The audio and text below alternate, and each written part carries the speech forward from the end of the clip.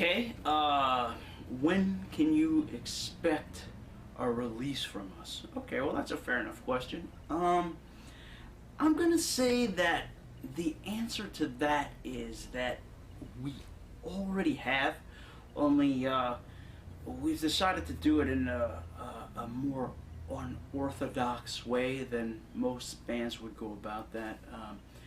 Loretta and I had from very early on discussed avenues of releasing 13 Serpentine Drive music to the public, and we kind of batted ideas around with this type of thing almost in the same way that we bat song ideas back and forth, kind of just brainstorming and throwing things out. Now, originally, even before I began this project, this is dating back way long ago, I've always had a very intimate love of vinyl. Alright, so back in the 80s and early 90s, I was a very an addictive vinyl collector in those days, and I still have a bunch of vinyl to this day. Don't have the extent that I had back in those days, but vinyl started getting phased out, and it became very, with the advent of the 90s underground and the tape trading scene coming in, I found that cassettes had become the main medium of the 90s. It was easy to mail those things. They were small, compact. You could throw them in, made postage cheap. You could fit a bunch of songs on a cassette, and even if you didn't have that many songs on your demo, it was still a cheap send, and it was a very easy way for people to communicate through music back in the 90s. So, wow, back then with all the trades and with Last Right Zine that I ran and doing all the reviews for that, I probably had some, oh my god, probably some 500 to 600 demo tapes from different bands around the world at that time. And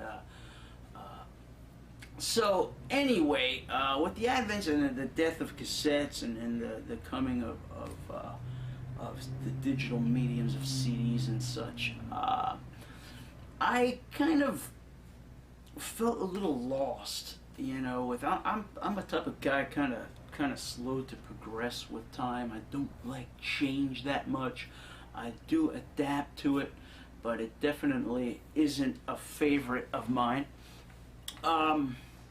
So I always find myself hearkening back to the days of my youth, and I always rediscover vinyl somehow in my heart. So colored vinyl as well too, because I remember, you know, back in the day, I would seek out colored vinyl because it was usually a limited run pressing, and then after the limited run pressing on the colored, they pressed black vinyl.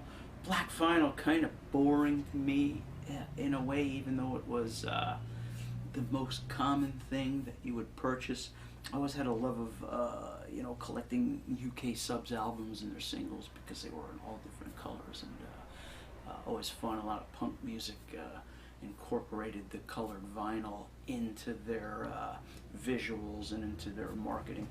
I still love that. I mean, I still love that. It kind of, you know, since the days of 90s Save Your Sect, I was kind of talking about a colored vinyl release, something I really have thought hard and long on. And however, being unsigned and having to foot the expense there, plus a lot of people not into vinyl so much these days, so you have to kind of weigh, you know, the best way to spend your buck for promotion. And Loretta and I had discussed the idea of a colored vinyl 7-inch, and you know, it's definitely not out of the question for 13 Serpentine Drive. It's definitely something that I'm still holding on the hopes for.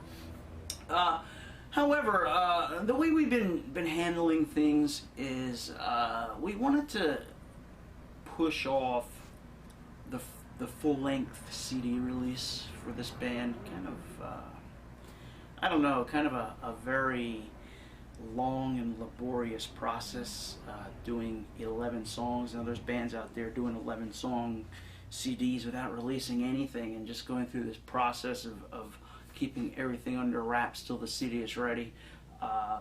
I'm a patient guy, but I don't have that much patience. I'd rather get the stuff out, especially early on in the band's creation or the band's life. I think it's important to, get a couple songs out there. So what we did was release 3 songs we had written and kind of put a cap on it after that for a little while. So we had At the Crossroads and Alleys of the Dead and 41 Ford, all those songs kind of being released similar to singles without B-sides. What we would do is kind of throw the song up on Facebook or on a YouTube channel. Loretta would make a video for the song and promote it that way as well. So we've been kind of going kind of step by step, releasing things almost as singles. Now we have written a few more songs and haven't really haven't released them yet. And it came to my attention that she's showing interest in having some of our songs reviewed. Now, for me, back in the 90s underground into the 2000s and such, plenty of reviews have happened over the years for me, but not so much for her. And as Rose's, while a great project, was kind of a short-lived thing and limited in their scope of how they promoted themselves back in the days. So we've decided, I think, maybe not for public release, but we're going to take 6 songs, make it a 6-song demo, kind of like the old demos back in the 90s. Very common to have 6 songs on your demo back in those days. Kind of like the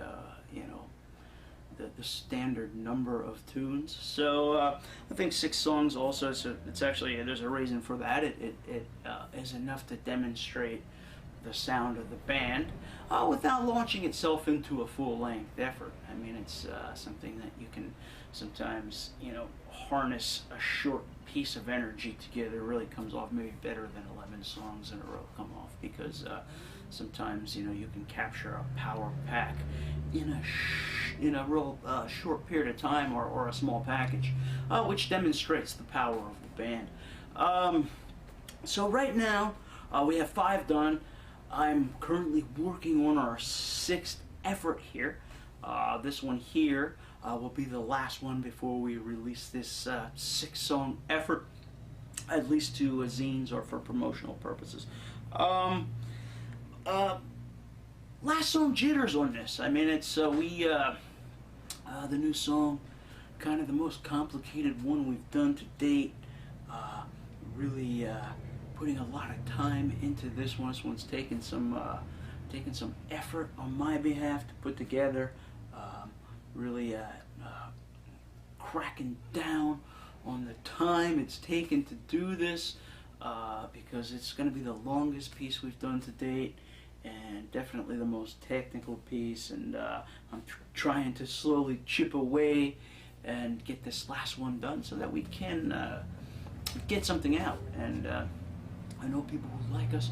It's been a little while since we put something out, but it'll be worth the wait. I think we have a bunch of new videos on the way with some new songs, and I think especially with the new one, taking us back again to the 50s and with the Leather Lady, and we're gonna explore some really cool characters throughout the 6 songs. And again, these songs on this release exploring the decades spanning from the 20s through the 50s in this particular case. And we're really looking forward to launching some kind of release. I guess ultimately perhaps there will be a full length, but we don't have that many songs yet, and and always working on new stuff. But again, I think at this point, as I said earlier, it's important to get the stuff out, have people hear it, let them know what the band is about, and then there's always time in the future to continue to work on things and put together a bigger concept, perhaps with a full length, or or even something like a double album from the days of the '70s, something kind of harkening back to retro progressive. So some things to think about, some things to look forward to. So again, good question.